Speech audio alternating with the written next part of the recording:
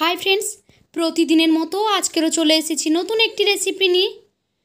আজকের বানাবো এরকমই মুচমুচে হোমমেড চিপস। শুধুমাত্র চাল দিয়ে এত সুন্দর চিপস কিন্তু আপনি বাড়িতে খুব সহজেই বানিয়ে নিতে পারবেন। তাহলে চলুন দেখে নিন একবার রেসিপিটি। প্রথমেই লাগছে চাল। চালটাকে আমি 5-6 ঘন্টা ভিজিয়ে রেখেছিলাম। দেখুন চালটা খুব ভালোভাবে কিন্তু ভিজে গেছে আর ফুলে উঠেছে। এখন এই চালটাকে আমি একটা মিক্সিং জারে দিয়ে ব্লেন্ড করে নেব।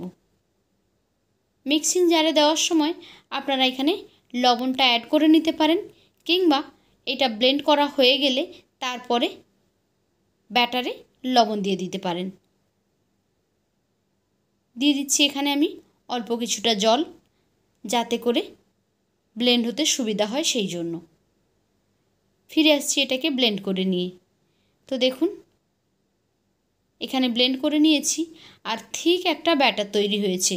খুব পাতলা কিন্তু নয়, আবার একেবারে শক্ত নয়, মোটামুটি মাঝারি টাইপের ব্যাটার তৈরি হয়েছে। কিছুটা ব্যাটারে আমি এখানে অরেঞ্জ কালার মিক্স করে নিয়েছি আর কিছুটা রেখেছি সাদা। তারপর এখানে নিয়ে নিয়েছি এরকম সিরিঞ্জ। অবশ্যই সিরিঞ্জগুলো নতুন আর একদম পরিষ্কার হতে হবে। ইউজ করা সিরিঞ্জ এখানে ব্যবহার করবেন না, যেহেতু খাবার জিনিস তৈরি হবে সেই জন্য। আর কিভাবে সিরিঞ্জের মধ্যে আমি এই ব্যাটারটাকে ভরে নিচ্ছি দেখেই আপনারা বুঝতে পাচ্ছেন। এভাবে আস্তে আস্তে করে কিন্তু পুরোটা ফিল করে নিয়েছি। এখন একই রকমভাবে এখান থেকে অরেঞ্জ কালারও সিরিঞ্জের মধ্যে আমি ভরে নেব। আর এভাবে দেখুন সরু হয়ে পড়ছে, তাহলে ডিজাইন বানাতে খুব সুবিধা হবে। এই যে এখানে দেখুন খুব সিম্পলভাবে আমি একটা ডিজাইন বানিয়ে নিয়েছি।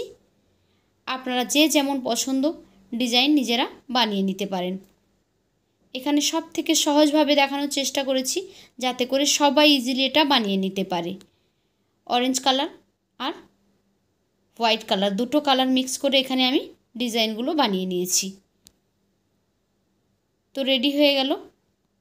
সবগুলো একই রকমভাবে এখানে আমি বানিয়ে নিয়েছি। আর পাতাগুলোতে একটু তেল মাখিয়ে দেবেন। আমি এখানে কলা পাতা ব্যবহার করেছি। তারপর এখানে স্টিমারে জল বসিয়ে দিয়েছি। স্টিমার গরম হলে তার মধ্যে দিয়ে দিচ্ছি এখানে আগে থেকে তৈরি করে রাখা চিপসের ডিজাইনগুলো। 2 মিনিট এখানে আমি ভাপিয়ে নেব। এর থেকে বেশি সময় ভাপানোর কোনো প্রয়োজন নেই। দেখুন 2 মিনিট ভাপালে কিন্তু এটা খুব ভালোভাবে সেদ্ধ হয়ে যাবে। এখন এগুলোকে তুলে নিচ্ছি। একই রকমভাবে প্রত্যেকটা চিপসকে কিন্তু এখানে আমি এভাবে ভাপিয়ে নেব। যেহেতু কাঁচা চাল দিয়ে তৈরি হচ্ছে তাই এটাকে ভাপিয়ে নিতে হবে অবশ্যই। এবার দেখুন ইজিলি কিন্তু এগুলো উঠে যাবে। পাতা থেকে এভাবে ছেড়ে যাচ্ছে। ওই যে পাতার উপরে তেল মাখিয়ে দিয়েছিলাম, তার জন্য এগুলো খুব তাড়াতাড়ি উঠে যাবে। এখন সবগুলোকে এভাবে ছাড়িয়ে নিয়ে রোদে দিয়ে দেব। প্রায় 2 দিন মতো লাগবে এটা রোদে শুকনো হতে, যদি ভালো রকম রোদ থাকে। তা না হলে আপনারা ফ্যানের নিচেও শুকনো করে নিতে পারেন, তবে সেক্ষেত্রে সময়টা একটু বেশি লাগবে। ফিরে আসছি এগুলোকে শুকনো করে নিয়ে। ভালো মতো রোদ আছে, সেই জন্য 2 দিনে এটা খুব ভালোভাবে শুকনো হয়ে যাবে। ফিরে এলাম এগুলোকে শুকনো করে নিয়ে। দেখুন খুব ভালোভাবে শুকনো হয়ে গেছে, দেখতেও অনেক সুন্দর লাগছে। এবার এগুলোকে আমরা ফ্রাই করে নেব। আমি গ্যাসে কড়াইতে তেল দিয়ে বসিয়ে দিয়েছি। তেলটা গরম হলে তার মধ্যে দিয়ে দিচ্ছি চিপসগুলো। আর দেখুন সবগুলো কিন্তু ফুলে ডাবল হয়ে গেছে। তো এই চিপস বানানো কত সহজ আপনারা দেখে নিলেন।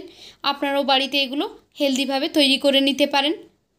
বাজার থেকে অস্বাস্থ্যকর জিনিস কিনে না এনে আপনারা বাড়িতেই তৈরি করে নিন এরকম চিপস। তো কেমন লাগলো আজকের আমার এই রেসিপি? যদি ভালো লেগে থাকে তাহলে লাইক, কমেন্ট অ্যান্ড শেয়ার করবেন। আর এইরকমই সমস্ত সহজ সরল রেসিপি পেতে আমার চ্যানেলটিকে সাবস্ক্রাইব করে বেল আইকনে ক্লিক করে নোটিফিকেশান অন করে দেবেন। তাহলে যখনই আমি কোনো নতুন ভিডিও আপলোড করব, সেই ভিডিওর নোটিফিকেশান সবার আগে পৌঁছে যাবে আপনাদের ফোনে। তো আজকের মতো এই পর্যন্ত। ফিরে আসবো আগামীকাল নতুন আরও একটি ভিডিও নিয়ে।